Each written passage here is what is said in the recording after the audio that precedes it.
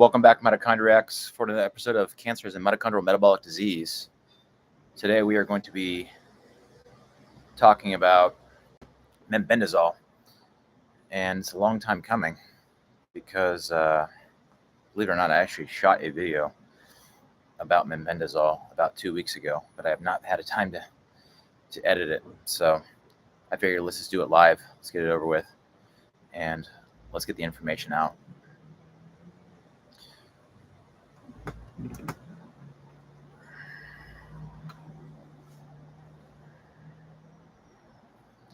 Let me set up the slide deck so we can start talking about this stuff. Okay. Do you guys see me? I know the last time there was an issue where you couldn't see me.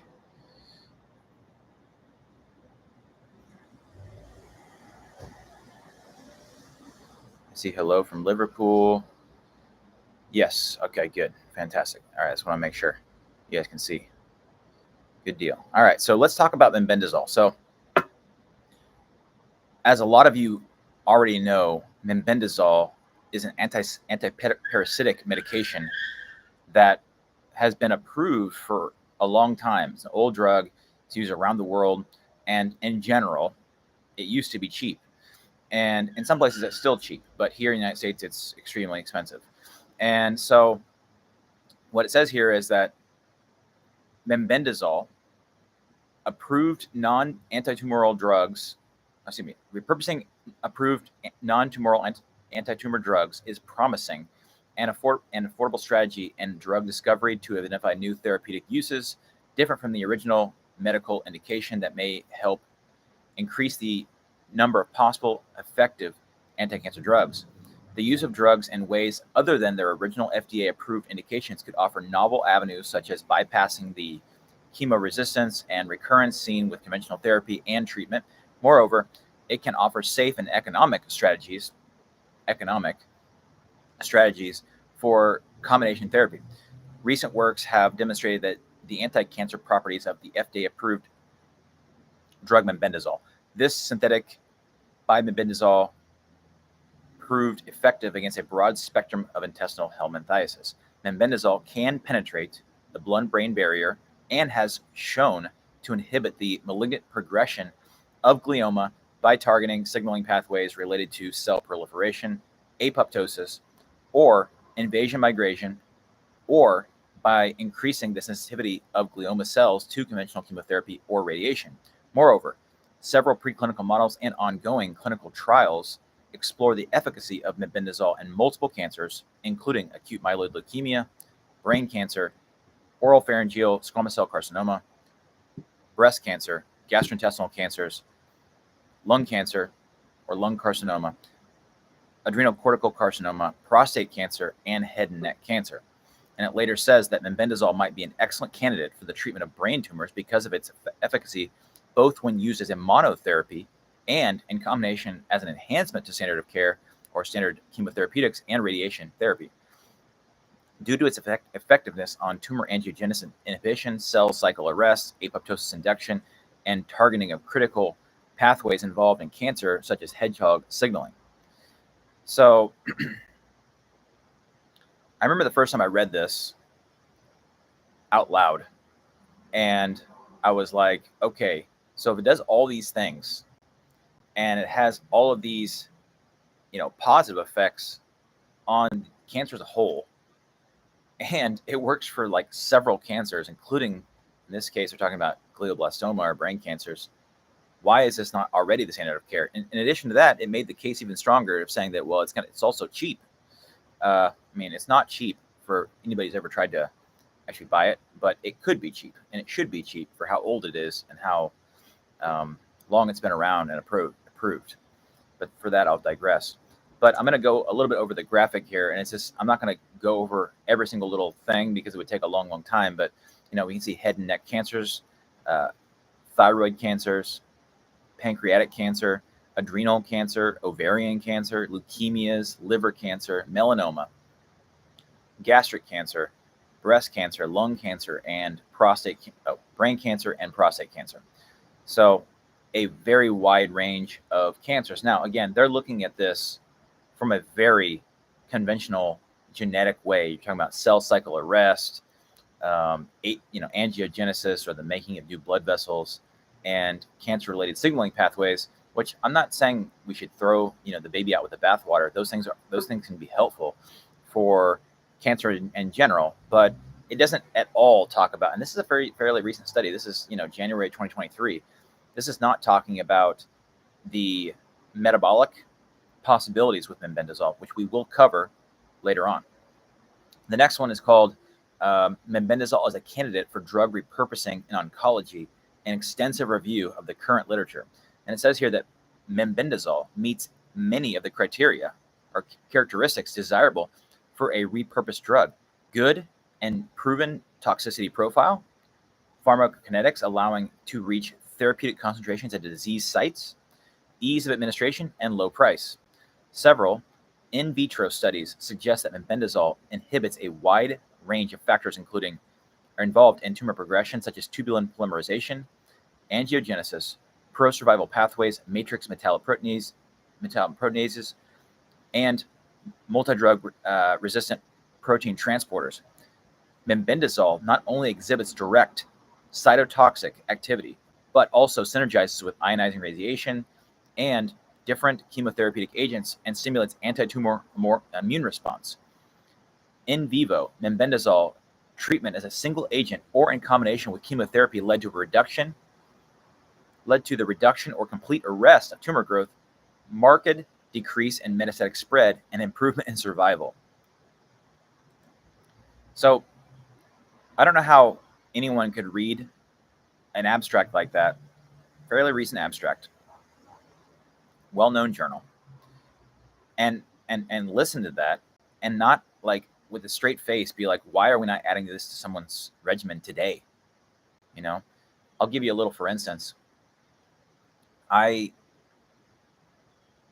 have, how do I say this? I've tried to prescribe this, like actually physically prescribe, like I would anything else, for an off-label indication.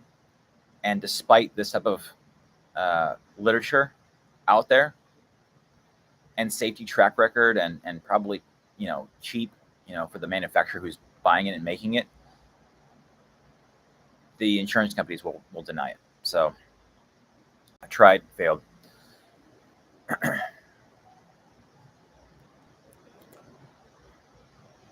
So this is a graphic that goes along with one of the papers. I think it was the last one, this paper here. And again, wherever we have a little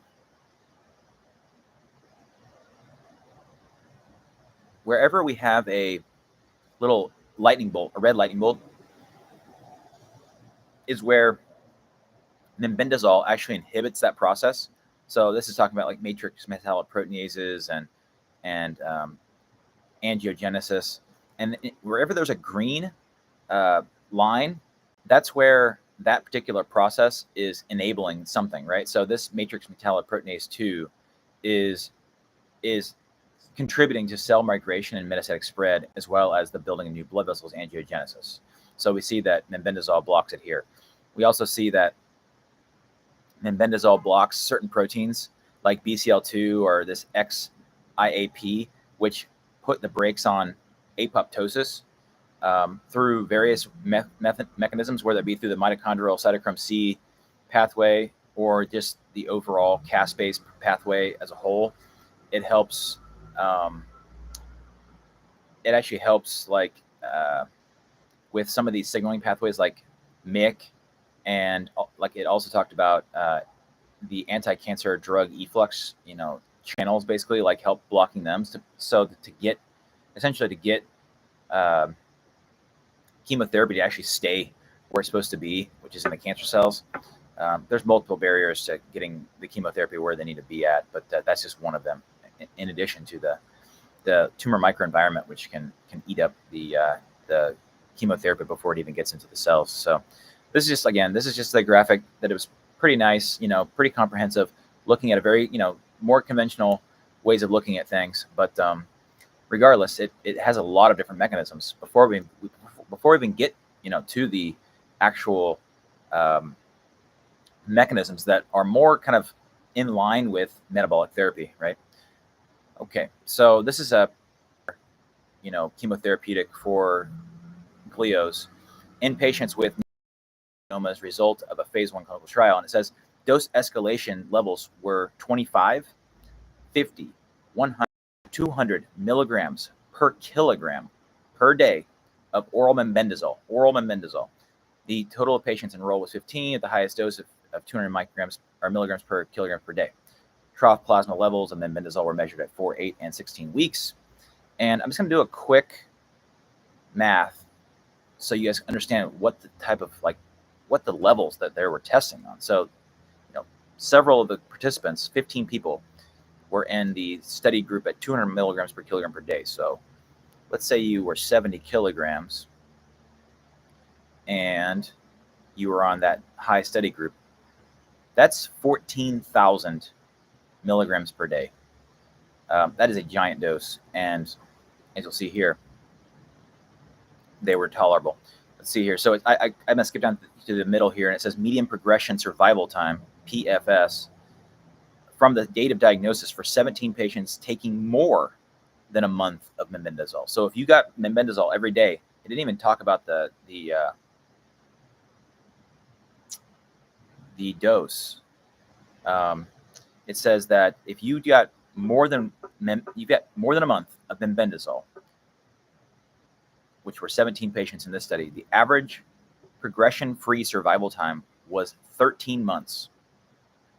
And if you got less than a month, it was 9 months. So just by taking this very safe, this very old, this very studied on a different medication for more than a month in glioblastoma patients in this particular study, it added 4 months of survival time, which again, it's horrific that it's only 4 months, but still, why would you want to be in this group, the 9.2 months, when you could be in this group of 13.1 months at minimum, Okay, this is where for me it gets very, very interesting. Okay, so this is a paper titled "Mebendazole Prevents Distant Organ Metastases in Part by Decreasing this ITG beta 4 expression and cancer stemness." And it says here, mebendazole reduced TNBC, and that stands for triple negative breast cancer, and prevented lung and liver metastases. In addition, we uncovered a novel mechanism of action for mebendazole. We found that mebendazole reduces integrin beta 4 or ITG beta 4 expression and cancer stem cell properties. ITG beta 4 has previously been implicated in promoting cancer stemness or cancer stem cells, which may contribute to the efficacy of mebendazole. Collectively, these results contribute to a growing body of evidence suggesting that mebendazole should be considered as a therapeutic to slow tumor progression and prevent metastases. And this paper was published in 2022. Again, these are all mostly recent papers. It's being heavily studied right now, and no one seems to know about it. And if you go to your oncologist often and talk about it, you're kind of get laughed out of the office, and it's ridiculous. So let's see here. Let me start with a couple of things and kind of dissect this graph. Okay, so the control group, again, this is a mouse study. The control group were with breast cancer, triple negative breast cancer, ER, PR, and HER2 negative breast cancer, were given a control feed, okay? And the control feed was a ketogenic feed. And I'm going to dissect the feed because you're going to see what that means to these researchers. But I'll digress. They got a ketogenic feed, right? Keto diet. Now, the other folks, or the other mice in the study, did not get a ketogenic feed. Except for this last one, which we'll talk about. So the 20 milligrams per kilogram and the 30 milligrams per kilogram doses did not get a ketogenic diet or a ketogenic feed. They got just the drug, and that's it. And you see that with 20 milligrams per kilogram, we see a significant drop towards the beginning, but then ultimately we end up at the same spot as the keto. It is a ketogenic feed, but it's horrible. All right, next. The next mice got 30 milligrams per kilogram, and you see a much significant drop. So let's look at tumor volume here. Let's say it was about 450, 425, 450. With 30 milligrams per kilogram, that dropped the tumor volume by more than 50%, right? We see it probably around 200 millimeters cubed. So significant drop here. Then the interesting part is they went back and used a dose in between here. So the 25 milligram, I had to dig through the study for this, by the way. It was like not easy to find how much they got, but they got 25 milligrams per kilogram of mebendazole plus the ketogenic feed. And you see the synergy, right? You see the synergy. Now, these people were not studying mebendazole from the metabolic perspective. They're just looking at this integrin beta 4 expression, right? And that. But they for whatever reason they used a ketogenic feed, or they called it keto-cal diet, and we can see that there was a significant drop. So we're looking at maybe 125, a giant drop from the 450, 425 down to 125 after 25 milligrams per kilogram of mebendazole plus a ketogenic diet. Now, before we get all excited, let's take a look at this ketogenic diet they gave. Okay, so I'm going to skip down here to where it talks about it. Okay, so here is the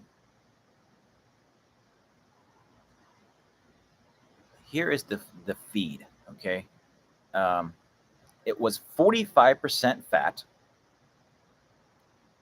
Where was the protein? It actually doesn't even tell the protein, but it was 45% fat. And if you remember any of the videos we published on the ketogenic diet, a ketogenic diet is at least 75% fat, if not closer to 90%, depending on the patient, depending on the situation. 45% fat. I don't even know if I can consider that a ketogenic diet. Now, let's go back down and look at the protein. So protein, carbohydrates, and fats. Casein, so they gave L-cysteine.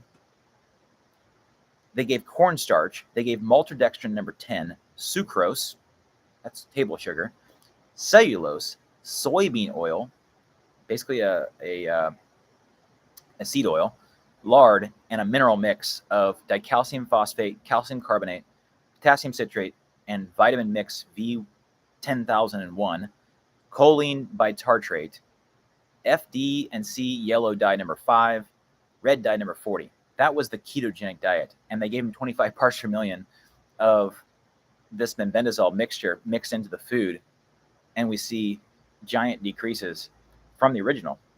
So it's definitely doing something, right? Because the ketogenic diet, again, ketogenic diet by itself did whatever it did. I wish they would have had a control group that got just whatever they wanted. If they gave them a control group of carbohydrates and other stuff, although that's pretty much what they got. Let's be honest, like that diet was horrible. But digressing, I wish they would have had another control group which had whatever diet, and then they put them on that ketogenic feed, and then we saw what it did. We have what we have. But you see, very in between slides, I'm taking a look at the comments real fast, and I appreciate all the support, everyone. But there was someone who put bladder cancer here, took Fenbendazole and ivermectin, and the tumor is cleared out. That's awesome. That is awesome. Yeah, someone said mebendazole is over-the-counter drug stores, 50 cents per 100 milligram pill. Yeah, not here. If you order it at I won't even use names, but like one of our big box pharmacies, it's like $1,000. It's unbelievable expensive, unbelievable. And I must say a blanket hello to everyone. I see from again I see UK, I see Texas, I see Germany. Where else am I seeing people from? They say, I guess that's about it that people have said where they're from. But welcome, and I hope you guys are enjoying the mebendazole video here. Okay, so let's go down further. This is where, again, it starts to get a little more dicey or exciting. So mebendazole treatment disrupts transcriptional activity of hypoxia-inducible factors 1 and 2 in breast cancer. Now we're starting to talk a little bit more about metabolic therapy, right? Because now we're talking about things that drive the Warburg effect and would drive the lactic acidosis. Okay, so mebendazole has been demonstrated to have preclinical efficacy across multiple cancers, including glioblastoma multiforme, medulloblastoma, colon, breast, pancreatic, and thyroid cancers. In addition to tubulin inhibitors, the gene expression profile that correlated most with mebendazole treatment matched to profiles of cells treated with known hypoxia-inducible factor inhibitors, HIF1 alpha and HIF2 alpha. The HIF pathway is the main driver of the cellular response to hypoxia, and I would also say the main driver to the cellular response to the Warburg effect and metabolic reprogramming, which occurs in solid tumors. Preclinical data support using HIF inhibitors in combination with the standard of care to treat solid tumors. So let's look at this first graph here, and we see that under normoxic conditions, when HIF, well, in this case, we're looking at lactate dehydrogenase A, but when there's no need for fermentation, we see that there is little effect of either, 0 or 0.5 or 1, it's like micromoles of mebendazole. But we see, however, when there's hypoxia or things that mimic hypoxia, pseudohypoxia, this is studying hypoxia to be fair, but we see a dose response that is linear. So at 0, we see, obviously whatever the control amount is with that level of hypoxia. And then we see that at just at 0.5 micromoles, we see a basically 50% decrease. And then we see a slightly lower decrease with 1 micromole. So we see that it probably tapers off the benefit of these. So let's just, for a second, this is looking at the expression of lactate dehydrogenase. So remember, when you have hypoxia, or if you have pseudohypoxia, hypoxia-inducible factor is going to upregulate all the machinery necessary for the Warburg effect. It's going to upregulate glucose transporters. It's going to regulate glycolysis machinery enzymes. It's going to upregulate lactate dehydrogenase. Okay, so this is looking at lactate dehydrogenase, and then this part of it is actually looking at. Then we'll double check. This is just looking at the hypoxia-inducible factor actual gene expression, just HIF expression. Okay, so under normoxic conditions, we see very little, and then we see that when there's hypoxia induced, we see that that there's a stepwise decrease from 0 to 0.5 to 1 micromolar. So this is actually shutting down the Warburg effect from the get-go. Essentially, this is shutting down the Warburg effect from the downstream upregulation pathways that upregulate the Warburg effect as a whole, right? It's going to upregulate glutaminase. It's going to upregulate glutamine uptake. It's going to upregulate glucose uptake. We're talking about shutting it down from the actual, the root. You may be asking yourself, why do you see any expression at all with normoxic conditions? And I would say that if you remember the physiology behind how it works, there's always some of hypoxia-inducible factors made, and when under normal oxygen conditions, that hypoxia-inducible factor will then get sent to the proteasome to be degraded. So it's the destabilization or the degradation of HIF is what we want to do. And it's what do hypoxia or pseudohypoxia do? It actually will stabilize it.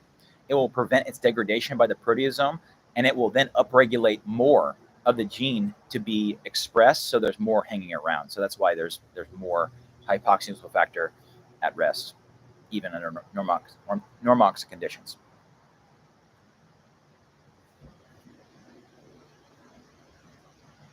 We can't see the slides again? Oh no, slide view is gone. I don't know what the deal is, you guys. I haven't touched anything, I promise. But we're just gonna stop sharing, and we're gonna reshare again. I don't know why we have to do this. Probably user error. Probably my fault, to be fair. This is like my 4th time using it. All right, do you see it now? Do you see the study I just pulled up from now?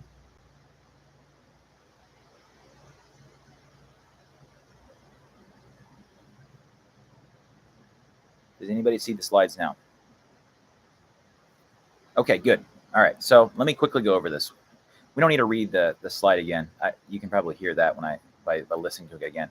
But this is the graphs. Okay, the graph is about lactate dehydrogenase expression as well as hypoxia-inducible factor expression.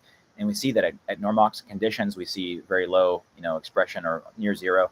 And then we see that under hypoxic conditions, that ramps up quite a bit. We're talking about probably a 15 to 20-fold increase in expression. And here we're looking at like a 4-fold increase in expression. when there's hypoxia. And then you see that at micromolar concentrations of mebendazole, there's a stepwise decrease or a concentration dependent decrease in the expression of lactate dehydrogenase, as well as the hypoxia-inducible factor genes. And again, this is a way that it's not directly inhibiting lactate dehydrogenase or hypoxia-inducible factor. It's just blocking it from being transcribed and translated from the nucleus to make more of it and have it more available. So it's kind of like it's even more of kind of a root cause or root way of attacking the metabolic reprogramming with cancer than just like straight up blocking it. All right, so this is what got me started.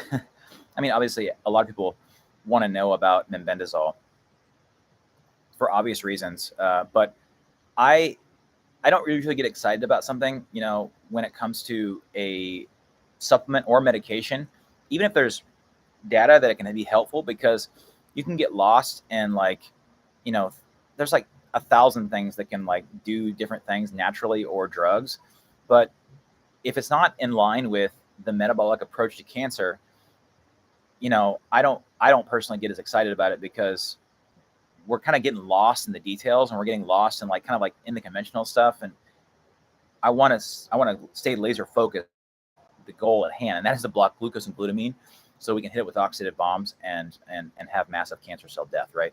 So this is a paper, imagine that, from Thomas Seyfried. And I have no idea why this paper is not on PubMed. I had to actually search for it off of PubMed. That's why it's not looking like the normal PubMed publications. And I had to, anyway, I'll digress. I don't know why. I don't know if it's like pre-publication or if it's sometimes publications that are really good, they don't end up on PubMed. I don't understand that. That's above my pay grade, but this one did not. At least it's not yet. And it says here that mebendazole reduced this VM-M3 glioblastoma tumor cell growth and invasion when evaluated under in vitro and in vivo conditions through the inhibition of both glutaminolysis and the glycolysis pathway. And it says here that, moreover, that we can report for the first time that mebendazole can target glutaminolysis pathway in these glioblastoma cells. And it really irritated me a little bit, I'm not going to lie, that it didn't exactly say that I could find in the paper what enzyme it blocked, that the glutamine concentration is not affected at all, okay? Not at all. It's still high.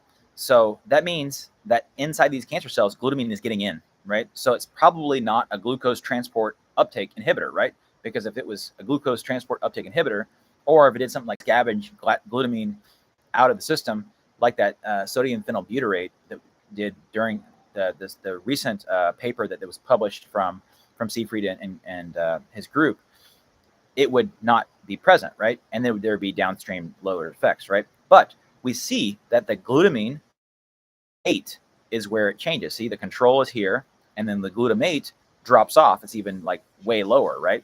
So you're saying, okay, there's some problem with glutamine getting transferred into glutamate, okay? And then downstream, we see a lowered alpha-ketoglutarate and subsequently a lower succinate. So again, using our deductive reasoning power, if we were to see glutamine low, we would say, okay, well, these channels, right, this SLC1A5 or SLC3A1 or SLC6A14, and there's other glutamine channels we talked about in the past, like LAD2 and other ones. But anyway, my point is that you would see a decrease in intracellular glutamine, availability, and that's not the case, right? However, we do see a lowered availability of glutamate, right? And glutamate has to be converted to from glutamine by this GLS enzyme, glutaminase enzyme. And that's where Don works and work, to be fair.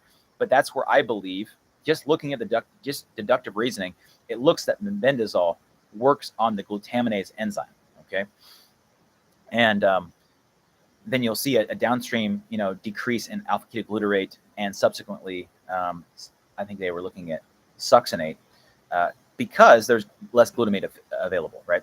So of course there's going to be less glutamate available. It can't be converted to alpha-ketoglutarate and then subsequently into succinate. And then what I'd say is if it was, let's say glutamine dehydrogenase, which is where EGCG and several other things, to be fair, block, then you would see still high amounts of glutamine, high amounts of glutamate, and then low amounts of alpha ketoglutarate, right? And we see first low glutamate. So bottom line is that we see this likely blocks glutaminase. Now, let's go into modern day. Not that this wasn't a modern day paper, but this paper here is from December 5th. This is one of the appendices of the new paper from Duraj and Seyfried that we've been going over the last couple of weeks, right? And I haven't had a chance to go over the appendices, but I wanted to at least dovetail the newest possible literature into the this video because I wanted to make sure we're covering the most up-to-date information. And it says here that mebendazole is an antihelmintic drug with rekindled interest due to promising anti-neoplastic effects against GBM and other cancers. We know that after 30 minutes of talking about it now. Mebendazole acts by inhibiting tubulin polymerization and glucose transport.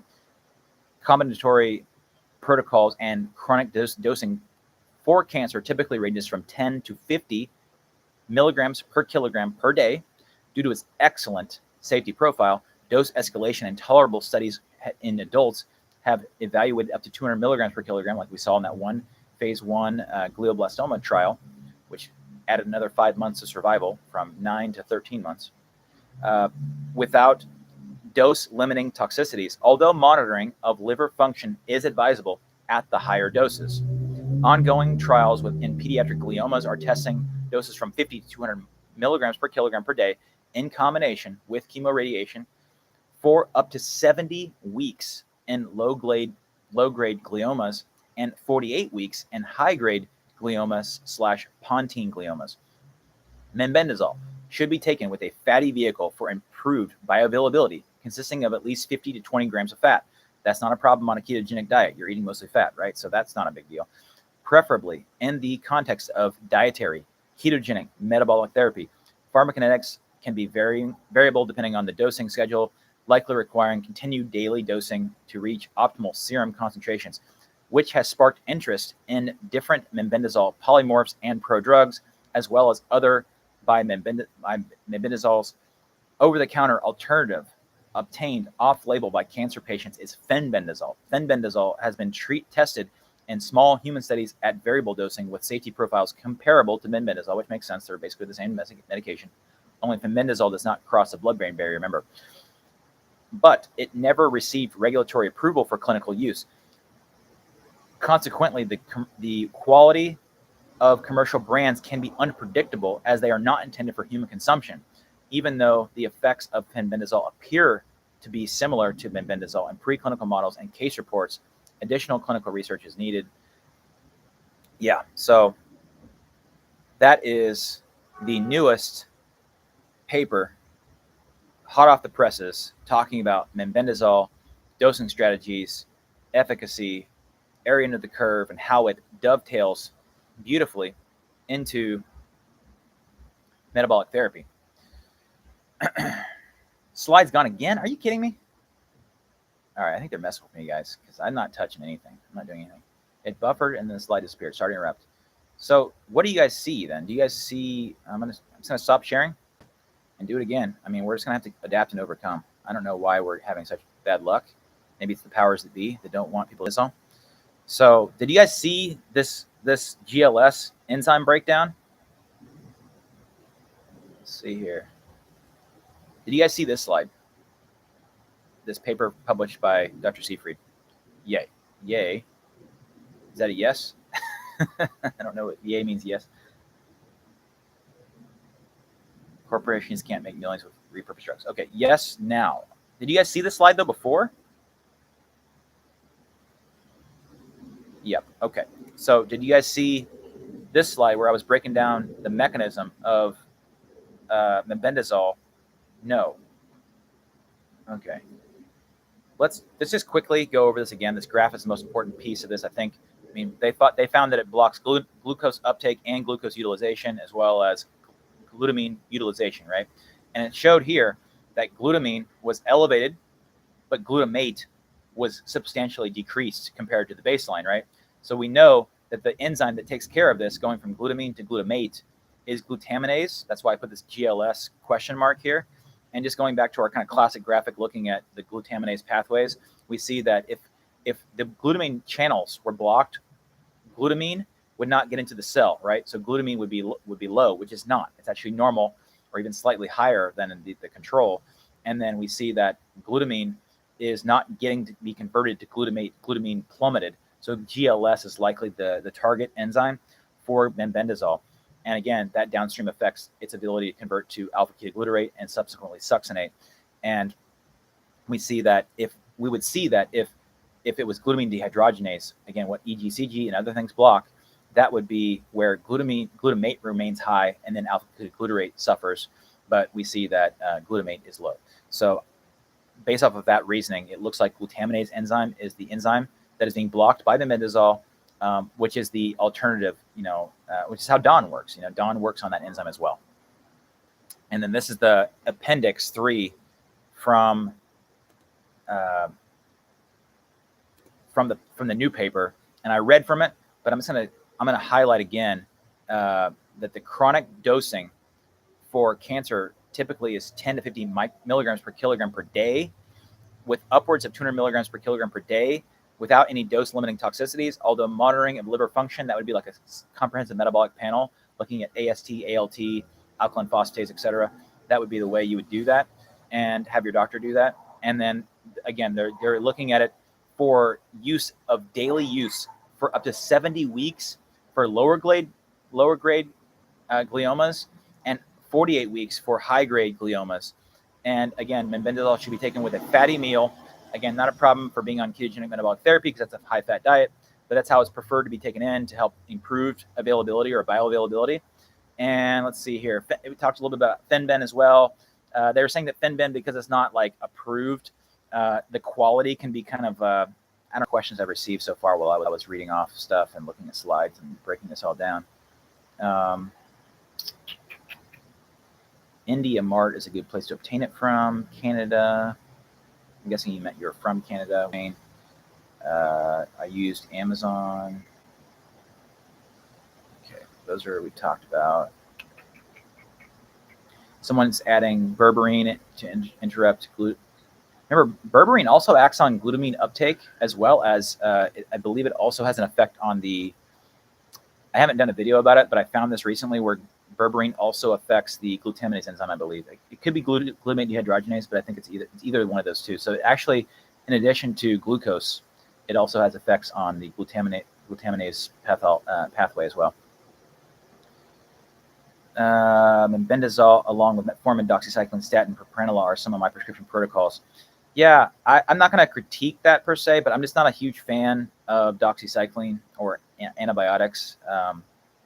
I think I'll leave that between you and your treating doctor. Yeah, no, the slide's gone now because I turned it off because I'm at the end of the slide deck for mebendazole. That is on purpose, yes, but the video freezing up and stuff like that was not on purpose. So I did my homework, but everything you said confirmed. 0 side effects. Yeah, it's awesome. I mean, again, I'm not even really one to be excited about using medications. If you want me to be honest with you, I'm much more excited about diet supplements or diet other modalities that are non-drugs. But if you got a drug like mebendazole that actually is cheap, if you can get it for cheap, and has such wide range of mechanisms and efficacy, as well as dovetailing nicely into metabolic therapy through its effects on glucose and glutamine, as well as hypoxia factors, lactate dehydrogenase, etc. I think that it really is something that, if you have a like-minded doctor who's open-minded as well, and maybe a little willing and excited about this kind of stuff as well, I think that they should, if they're not adding mebendazole to the treatment, it seems like a very useful medication if you can get it for reasonably priced, and it seems to be well tolerated. And let's be honest, we're already. I mean, if it was me and my patient and we weren't on mebendazole, I'd already be checking, vitamin D's and liver enzymes and a CMP for people anyway. So if I'm gonna, it's not really adding even to the Dr. People are standard of care because, I'm already checking those things on a fairly regular basis. So, looking for liver-related enzyme issues with the mebendazole, I don't think it's a big deal. So, combine berberine, metformin, and dihydroberberine? Question mark. Yeah, I think it makes sense. Totally makes sense. I did a whole video on metformin, which I was pretty not excited about until I did the deep dive, and I'm like, wow, this actually seems like it should be added to people's, cancer regimens if they can get it. It actually still should be cheap, at least unlike mebendazole. Metformin blocks SLC7111. It blocks, obviously several other pathways, and so I think it would be very useful to add metformin, berberine, and dihydroberberine. I think it makes sense. Berberine is what is the parent medication or supplement, and then it gets converted to dihydroberberine to be absorbed. And this is the only issue I have with that is that, how is berberine really doing its magic? Is it doing its magic because if it's being absorbed in a higher fashion, is it having less of an impact on the microbiome, which has other downstream effects? It's kind of like curcumin. Like curcumin, if you use the curcuminoids and then you add, piperine, it absorbs better, but then it's not going down into the GI tract as much, and then potentially, not affecting the microbiome. So is that taking away from its, beauty of its mechanism? I don't know. Alrighty then. Well, it's been about 45 minutes. We've covered mebendazole pretty heavily. We've had our hiccups with the slides and with my camera. Combine mebendazole with fenbendazole. I can't give medical advice, but it doesn't sound like that would be necessary. One or the other. If I had a choice personally, I would probably pick mebendazole just because it's heavily, it's more studied, it seems like, and on top of that, it crosses the blood-brain barrier too. I think it makes more sense if you have access to mebendazole. But we're dealing in a very gray area where you may not have access, or maybe fenben is the only thing you got. If you have a CNS tumor though, like it's in your brain and spinal cord and basically inside the blood-brain barrier, it makes sense to use fenben. That being said. All right. Well, look, if you like videos like this, please like, share, and subscribe to the channel. If you know people who have cancer or are dealing with this and need assistance with this very gray area, then please share it with them. And is a skull base considered brain? Yeah. So if it's bone, not, it had to be within the meninges to be considered inside the brain. Milk thistle, a must. I think saying must is a little bit black and white. I think milk thistle by itself has, anti-cancer effects. I did a whole video on it. I think it was a video with berberine and resveratrol, and milk thistle or silibinin blocks SLC7111. It also has effects on the glucose pathway as well, if I'm not mistaken. So I think it could be a triple win, right? Because you're looking at liver protection, but also blocking glutamine uptake, as well as adding to the probably synergy with I get the reason for it. I'm just saying, like, there may be multiple factorial benefits for it other than just mitigating men possible liver toxicity. And remember, that was with like super high doses. They're starting at 50 milligrams per kilogram, going up to 200 milligrams per kilogram, not seeing a lot of toxicity. So I think it could be helpful to mitigate. But again, you're going to get a secondary or even tertiary benefits of milk thistle or silibinin because of the glutamine blockade, as well as work on the glycolysis pathway as well. So this is where the synergy kind of comes in when picking agents.